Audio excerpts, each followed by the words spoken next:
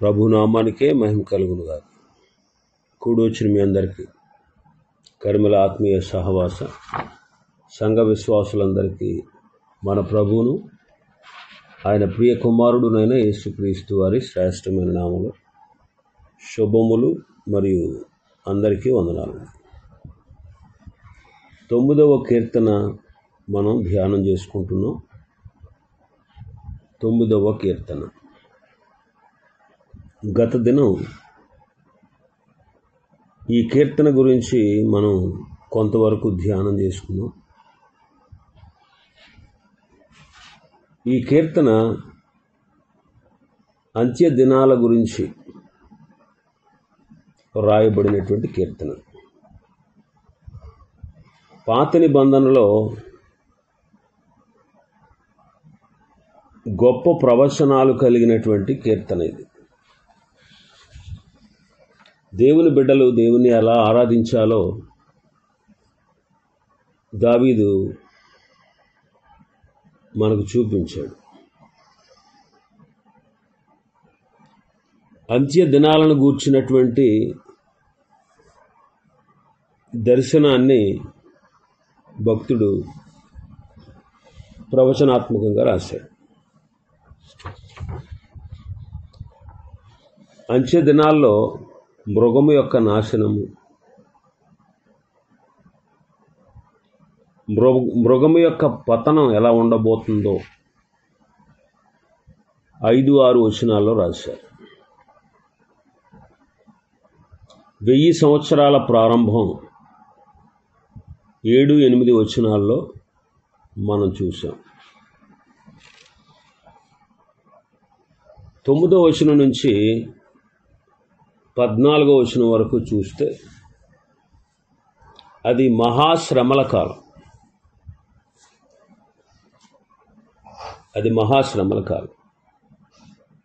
దావీదు ఈ మహాశ్రమల కాలాన్ని ఆశ్చర్యంగా వింతగా చూస్తున్నాడు.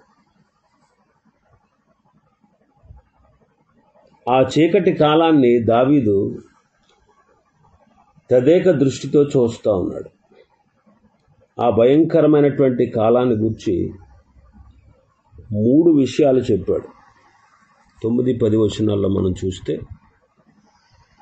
నలిగిన వారికి తాను మహాదుర్గమగును, ఆపత్కాలములలో వారికి మహాదుర్గమగును. యెహోవా, నిన్ను ఆశ్రయించు వారిని నీవు విడిచిపెట్టువాడవు కావున నీ నామ మెరిగిన వారు నిన్ను నమ్ముకొందురు. నలిగిన వారికి తాను మహాదుర్గమగును, ఆపత్కాలములలో వారికి మహాదుర్గమగును అన్నారు. మహాదుర్గము అనే మాట ఎత్తైన ప్రాకారము అనే అర్థాన్ని ఇస్తుంది. దావీదుకు కష్టాలేవి కొత్త కావు. సౌలు పరివారాన్ని తప్పించుకోవడానికి యవ్వనస్తుడుగా అతడు కొండల్లో, అడవుల్లో, ఎడారుల్లో, ఇతర దేశాల్లో దాక్కున్నాడు. తాను పారిపోయి దాక్కోవడానికి, తన శత్రువుల చేతికి చిక్కకుండా ఉండడానికి ఒక ఎత్తైన ప్రాకారం ఉంటే బాగుండునని తరచుగా ఆశించేవాడు. అలాంటి ఆశ్రయాన్నే దావీదు దేవునిలో కనుగొన్నాడు. అలాగే మహాశ్రమల కాలంలో హింసలు పొందుతున్నటువంటి పరిశుద్ధులు కూడా అటువంటి ఎత్తైన ప్రాకారాన్ని క్రీస్తులో కనుగొంటారు. 11వ వచనం మనం చదివితే, సియోను వాసి అయిన యెహోవాను కీర్తించుడి, ఆయన క్రియలను ప్రజలలో ప్రచురము చేయుడి అంటున్నాడు. శ్రమల కాలం పదునుగా ఉంటుంది. అయితే అది కొద్ది కాలం మాత్రమే ఉంటుంది. ఒక్కసారి ఆ సమయం గడిచిపోగానే లోకమంతా కూడా సంతోష గానాలతో, పాటలతో మారుమ్రోగిపోతుంది.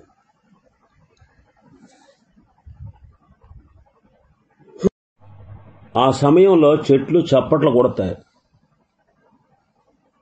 సెలయేర్లు సంతోష గానాలు పాడుతాయి. ఇంకా మనం చూస్తే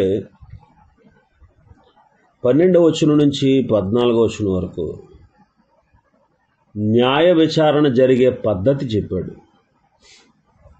ఆయన రక్తాపరాధమును గూర్చి విచారణ చేయనప్పుడు బాధపరచబడు వారిని జ్ఞాపకము చేసుకొనును, వారి మొర్రను ఆయన మరువడు. బాధపరచబడువారు అంటే శ్రమల వలన కృంగిపోయినటువంటి వారు.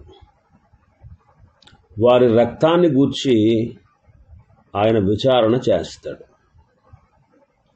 నరహత్యను దేవుడు చాలా కఠినంగా ఎంచుతాడు.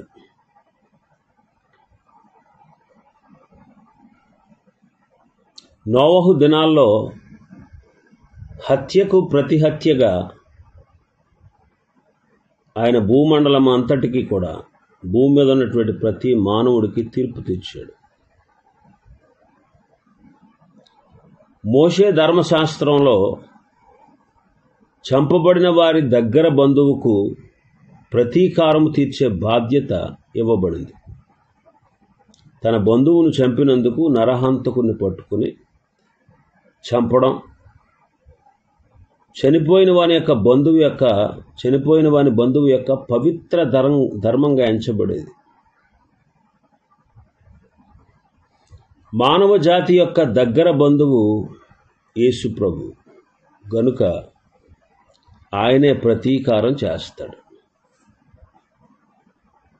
ఏవేవో కారణాలు చూపించి హంతకుడి మీద సానుభూతి చూపించి ఫైలు మూసేయడం అక్కడ కుదరదు.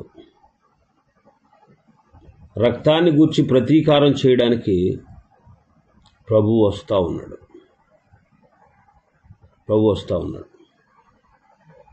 సాధారణంగా చూస్తే మహాశ్రమలను గూర్చి వ్రాయబడినట్లు కనబడినా, విశాలమైన దృష్టితో మనం చూస్తే ధవళ సింహాసనపు తీర్పు దినాన్ని గూర్చి చెప్పబడినట్టుగా కూడా అనిపిస్తుంది. కాబట్టి ఆయన రక్తాపరాధమును గూర్చి విచారణ చేస్తాడు. బాధపరచబడి వారి యొక్క వారిని జ్ఞాపకం చేసుకుని వారి మొర్రను ఆయన ఎప్పుడూ మరవడు. ఆయన కరుణించేవాడు. మరణ ద్వారమును ప్రవేశించకుండా ఉద్ధరించేవాడు. ఇంకా మనం చూస్తే ఈ అధ్యాయంలో 5వదిగా ప్రభు దినాన్ని గురించి మనం చూస్తున్నాం. 15వ వచనం నుంచి 18వ వచనం వరకు అంతా ముగిసిపోయింది. మహాశ్రమలు గడిచిపోయాయి. జనులు తాము త్రవ్విన గుంటలో మునిగిపోయారు. తాము ఒగ్గిన వలలో వారి కాలు చిక్కుబడింది. దుష్టులు తాము చేసుకున్న దానిలోనే చిక్కారు. ఇక్కడ 16వ వచనాన్ని మనం చూస్తే 15-16 వచనాలు, తాను త్రవ్విన గుంటలో జనములు మునిగిపోయి తాము ఒడ్డిన వలలో వారి కాలు చిక్కుబడి ఉన్నది. యెహోవా ప్రత్యక్షమాయను, ఆయన తీర్పు తీర్చి ఉన్నాడు. దుష్టులు తాము చేసుకున్న దానిలో చిక్కి ఉన్నారు. హెగ్గాయోన్ సెలా అన్నాడు. తాము త్రవ్విన గుంటలో జనులు మునిగిపోయారు. మొర్దెకై కొరకు సిద్ధం చేయించిన ఉరికొయ్య మీద హామాను ఉరి తీయబడ్డాడు. అమ్రాపేలు కొరకు సిద్ధం చేసిన మట్టి కీల గుంటల్లో సొదొమ గొమొర్రా రాజులే పడిపోయారు.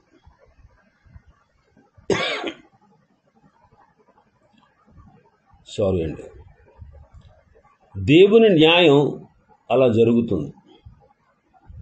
మనుష్యుడు ఏది విత్తునో ఆ పంటనే కోసేలాగా దేవుడు చేస్తాడు. మనిషికి నేలకు ఒకే పద్ధతి వర్తిస్తుంది. శల అంటే దీని గురించి నువ్వేమనుకుంటున్నావు అని అర్థం. హెగ్గాయోన్ అంటే ఈ విషయాన్ని ఒకసారి ఆలోచించు అని అర్థం. కాబట్టి దేవుని విషయాలను మనం తేలిగ్గా తీసుకోకూడదు. దేవుని విషయాలను మనం ఎప్పుడు కూడా తేలిగ్గా తీసుకోకూడదు. కొన్నిసార్లు దేవుని న్యాయం ఆలస్యం అవుతూ ఉంటే అది జరగదు అని కాదు, అది ఖచ్చితంగా జరిగి తీరుతుంది. బత్షెబతో పాపం చేసి ఊరియాను చంపినప్పుడు దావీదు తన చేతులతో తానే ప్రతీకారానికి పునాది వేసుకున్నాడు. ప్రతీకారానికి పునాది వేసుకున్నాడు. కాబట్టి మనం కొన్ని విషయాలు గమనించాలి.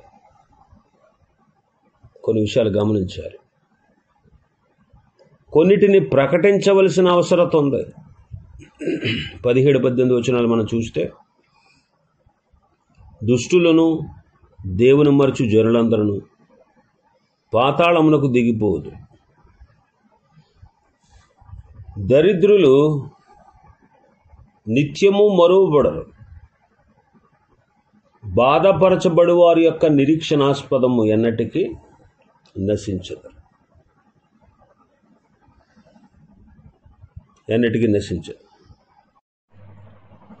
బాధపరచబడి వారి యొక్క నిరీక్షణాస్పదం ఎన్నటికీ నశించదు. దుష్టులు దేవుని మరచు జనులందరూ పాతాళానికి దిగిపోతారు. ఇక్కడ మనం గమనించాల్సిన విషయం ఏంటంటే, మనం క్రీస్తు కొరకు అనేకుల్ని సంపాదించగలగాలి. కొన్నిటిని మనం ప్రకటించాల్సిన బాధ్యత ఉంది. కొన్నిటిని ప్రకటించాలి. మన పొరుగు వారిని క్రీస్తు కొరకు సంపాదించాలి.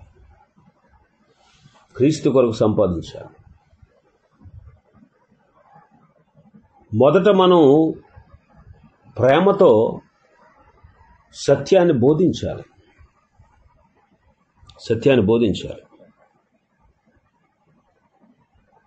ప్రేమతో క్రీస్తుని గూర్చి వారికి ప్రకటన చేయాలి.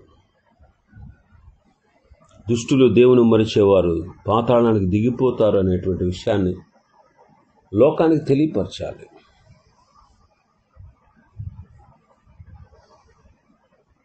తొమ్మిదవ కీర్తన యొక్క ఉద్దేశం అంత్యదినములకు సంబంధించినది.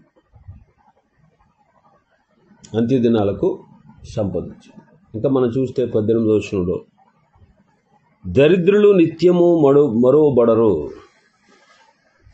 బాధపరచబడి వారి నిరీక్షణాస్పదము ఎన్నటికీ నశించదు. అంటే అవసరత ఉన్న వారి పట్ల దేవుని వైఖరి ఎట్లా ఉంటుందో దావీదు చెబుతా ఉన్నాడు. అవసరత ఉన్నవారి పట్ల ఆయన వైఖరి అన్నమాట. దరిద్రులు నిత్యము మరువబడరు, బాధపరచబడి వారి నిరీక్షణాస్పదము ఎన్నటికీ నశించదు. ఒక దినాన దరిద్రులను జ్ఞాపకం చేసుకోబడతారు. సమాజంలో అట్టడుగున ఉన్నవారు నిరాశపడరు. యేసుక్రీస్తు ప్రభు ఈ లోకంలో ఉన్నప్పుడు పేదరికానికి వ్యతిరేకంగా ఉద్యమాలు చేయలేదు. ఆయన పేదరికానికి వ్యతిరేకంగా ఉద్యమాలు చేయలేదు. అంతేకాదు, ఆయన పేదవాడుగా జీవించాడు. పేదవాడుగానే జీవించాడు. యోధా ప్రజలు పేదల మీద చాలా జాలి ఉన్నట్టుగా నటించేవారు. అందుకే వాళ్ళకి ఏదైనా సహాయం చేసేటప్పుడు బోర ఓదడం, ప్రకటించడం చేసేవారు. బూర ఊదడం లాంటి పనులు చేసేవారు. అందుకే ప్రభు వేషధారుల వలె ఉండొద్దు అంటాడు. వేషధారుల వలె ఉండొద్దు. నువ్వు ధర్మం చేయనప్పుడు మనుషుల వలన ఘనత పొందాలని మీ ముందర బోర ఊదింపవద్దు. కాబట్టి ఇక్కడ గమనించాల్సిన విషయం ఏంటంటే, ఇశ్రాయేలీయులు పేదల మీద ఎంతో ప్రేమ ఉన్నట్టుగా నటింది. నేటి దినాల్లో కూడా చూడండి, పేదల మీద ఎంతో పెద్ద ప్రేమ ఉన్నట్టు చాలామంది వాళ్ళకి ఇచ్చేటువంటి విషయాలు, అంటే ఇప్పుడు వాళ్ళకి ఏదైనా ఆహార పొట్లాలో లేకపోతే ఏదైనా సహాయం చేసేటప్పుడు దాన్ని వీడియో తీసి ఫేస్బుక్లో వాట్సాప్లో పెట్టుకుంటాం. మేము సేవ చేస్తున్నాం, మేము పని చేస్తున్నాం. ఇస్కరియోతు యోధా కూడా పేదల మీద చాలా జాలి ఉన్నట్టుగా నటించాడు. పేదల మీద చాలా జాలి ఉన్నట్టుగా నటించాడు. అందుకే అంటాడు యోహాను సువార్త 12వ అధ్యాయంలో, ఈ అత్తరు ఎందుకు ఇలా వేస్ట్ చేస్తున్నారు? ఎందుకు ఇలా వేస్ట్ చేస్తున్నారు? 300 దేనారాలకు అమ్మి బేదలకి వచ్చు కదా అంటాడు. వాడు ఇలా చెప్పింది బేదల మీద శ్రద్ధ కలిగి కాదు. వాడు దొంగ అయి ఉండి తన దగ్గర ఉన్న డబ్బు సంచిలో ఉన్నటువంటి వేయబడినటువంటి సొమ్మును దొంగిలిస్తూ వచ్చాడు కనుక అలా చెప్పాడు. యోహాను సువార్త 12లో మనం చూస్తాం. ప్రభు అంటారు, పేదలు ఎల్లప్పుడూ మీతోనే ఉంటారు అని ప్రభు అన్నారు. పేదలు ఎల్లప్పుడూ మీతోనే ఉంటారు.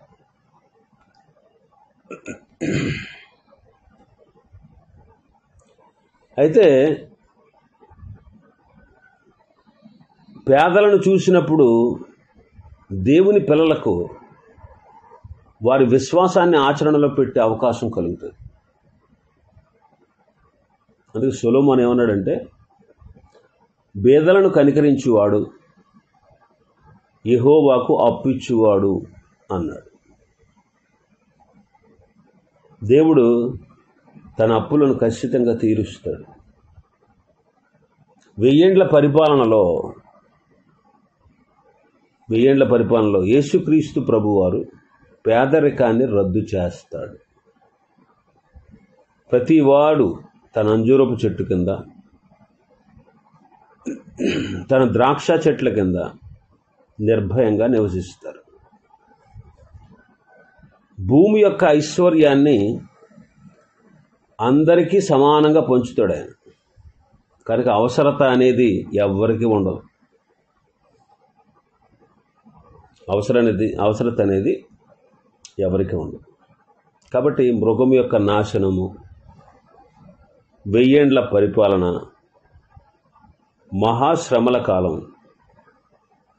ప్రభు దినం, ఇవన్నీ దావీదు ప్రవచనాత్మకంగా మనకు ఈ అధ్యాయంలో చూపించాడు. ఆఖరిగా 19-20 వచనాలు మనం చూస్తే ఈ కీర్తన యొక్క సిద్ధాంతం మనకు కనబడుతుంది. యెహోవా లెమ్ము, నరులు ప్రబలకపోదురుగాక, నీ సన్నిధిని జనములు తీర్పు పొందునుగాక. యెహోవా వారిని భయపెట్టుము, తాము నరమాత్రులమని జనులు తెలుసుకొందురుగాక.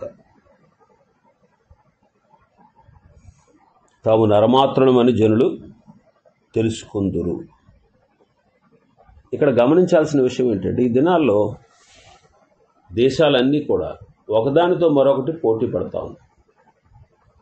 ఆధునిక సమాచార వ్యవస్థ, సాంకేతిక పరిజ్ఞానం, పోటీతత్వం, ఇవన్నీ పెరిగిపోతూ ఉన్నాయి. ప్రపంచ దేశాలు వాటి జ్ఞానాన్ని బట్టి అతిశయంగా ఒకరికంటే మరొకరు ఒకరికొకరు పొసక్కుండా, ఒకరికంటే మరొకరు మేమే గొప్ప అని విర్రవీగుతూ ఉన్నారు. తాము నరమాత్రులమే అని ప్రజలు తెలుసుకోవాలని ఇక్కడ దావీదు ప్రార్థన చేశాడు. ఎంత విజ్ఞాన రంగంలో అభివృద్ధి చెందినా, ఎంత విజ్ఞానాన్ని సంపాదించుకున్నా మనిషి కేవలం మనిషి మాత్రమే. దేవుడు దేవుడే అనేది ఈ కీర్తన యొక్క సిద్ధాంతం.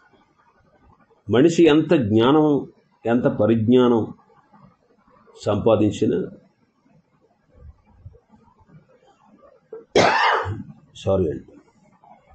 ఎంతగా తన పరిజ్ఞానాన్ని లోకానికి ప్రదర్శింపచేసిన మనిషి కేవలం మనిషి మాత్రమే. దేవుడు దేవుడే. ఆ విషయాన్ని మనం గమనించాలి. మనుషులు చాలా తెలివైన వారు కావచ్చు, ఒకవేళ పరమ దుష్టులు కావచ్చు, లేదా కుయుక్తి గలవారుగా ఉండొచ్చు. అయితే మనిషి మనిషే, దేవుడు దేవుడే అనేది ఈ కీర్తన యొక్క సిద్ధాంతం. ఇవి ఈ కీర్తనలో ఉన్నటువంటి విషయాలు. ప్రభు చిత్తమైతే మరొక కీర్తన రేపటి దినం ప్రారంభించుకుందాం. దేవుడి వర్తమాన వాక్యాన్ని మన వినికిడిలో ఆశీర్వదించునుగాక. ఆమేన్. ప్రార్థన చేసుకుందాం.